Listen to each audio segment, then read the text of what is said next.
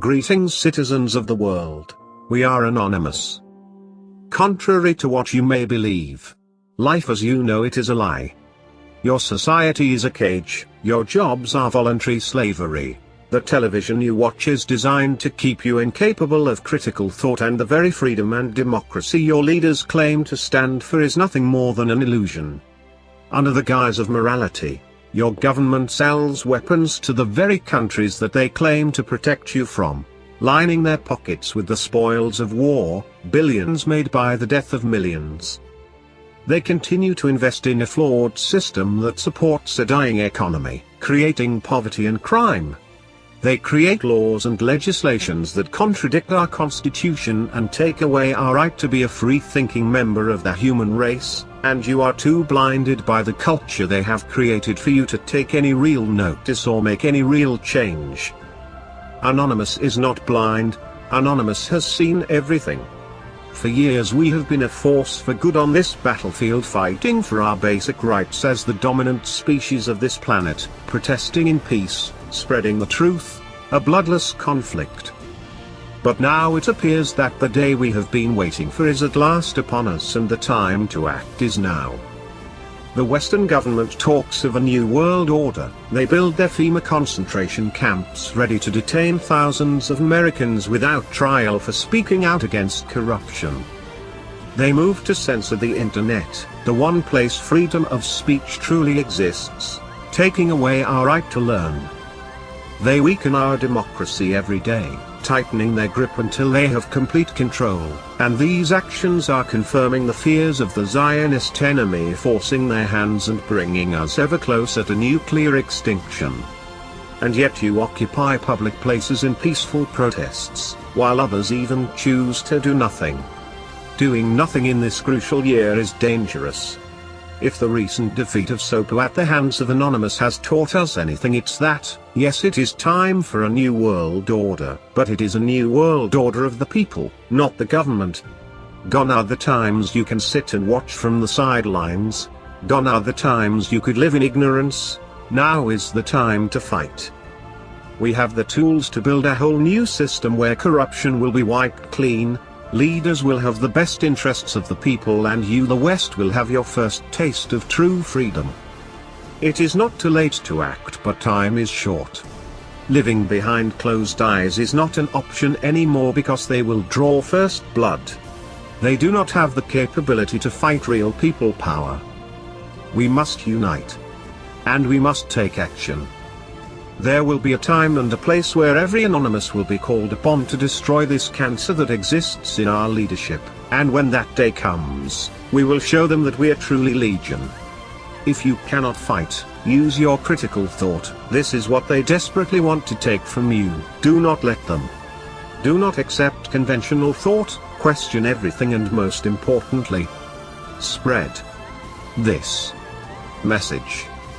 We have a genuine chance of change, but every free man, woman, and child must stand united and declare, I am a human being. And you cannot take my right to be free. And to those who would silence our voices, Anonymous knows who and what you are. Anonymous has always known. Anonymous is not so easily brainwashed by television and celebrities, and we will be there when you fall. When you are finally exposed for the monsters you really are, we will be there. When the people you tried to control storm your buildings and drag their dictators through the streets, we will be there. When generations of secret scheming, planning and conspiring are burned to ash and buried, we will be there. When you realize you have failed, we will be there. You are no match for us. You never were. There are more of us than you know. There are more of us than anyone knows. And every day our numbers grow stronger. We are anonymous. We are legion. We can forgive, though we shall never forget. What it is basically is a roadmap to totalitarian global government, and they don't even really bother to hide it that much anymore. The slogans, transforming our world, and nobody's going to be left behind, and they emphasize this over and over again. Nobody is going to be left behind. You cannot run to the woods. There's no escaping this, right? So if you think I'm going to build a bunker and I'm going to save a lot of food, that's not going to work. Nobody is going to be left behind. But the end goal really is very simply a totalitarian world system. They call it the New World Order a lot. If you listen to their speeches, George Bush in 1991 went on TV, said the purpose of me invading Iraq under the UN is to create a new world order. And he told us what the New World Order was, right? It's a world where the UN peacekeeping forces can implement the vision of the UN's founders, who we went over at the beginning, right? Stalin, Alger Hiss, these types of people. Why would we want UN peacekeeping forces implementing this totalitarian vision? Well, I don't know, ask George Bush. So the strategy they've given us this to is divide the world up into these regional governments, and no country will be allowed to be left out of these things. That's why they freaked out about the Brexit, right? And they're doing everything they can to prevent the British from actually leaving the European Union. Then they'll have to stick them in another regional government. They want a global currency, they want a global education system, et cetera, et cetera. And here's what Henry Kissinger told us. I call him Henry New World Order Kissinger. He released a book in 2014, World Order. And whenever you hear world order, you can just substitute the word order for government and you get a picture of what they're talking about. And he says, the contemporary quest for world order will require a coherent strategy to establish a concept of order within the various regions and then to relate these regional orders to one another. Even Sarah Palin, love her or hate her, whatever, but she's, important figure in our political debate. And she says it's time to get out of this UN, right? The one world government apocalyptic stuff, and it's good that the British decided to leave, and America can learn an encouraging lesson. It's time to dissolve the political bands that connect us to the agendas not in our best interest. May UN shackles be next on the chopping block. So as for solutions, I always tell people we need to pray, right? God, actually, we're going to need his help for this. And the Bible tells us that too, right? If my people shall humble themselves and pray, he will heal our land, right? He tells us that, and that's a promise, and God keeps his promises. We need to educate ourselves, and we need to educate others. We need to educate our children and protect them from being dumbed down with these agendas. We need to not be misled by people who say it's the Jews or it's the Mormons or the Catholics or all this kind of hate. That doesn't accomplish anything. It's useless. It's counterproductive. It goes nowhere.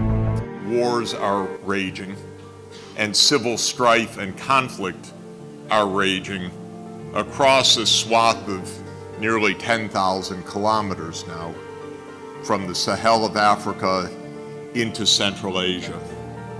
And there is an alarm of a world that seems to be spinning out of control.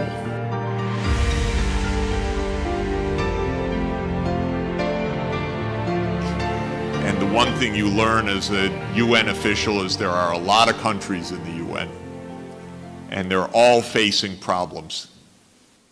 Every place I go is in the midst of environmental stress.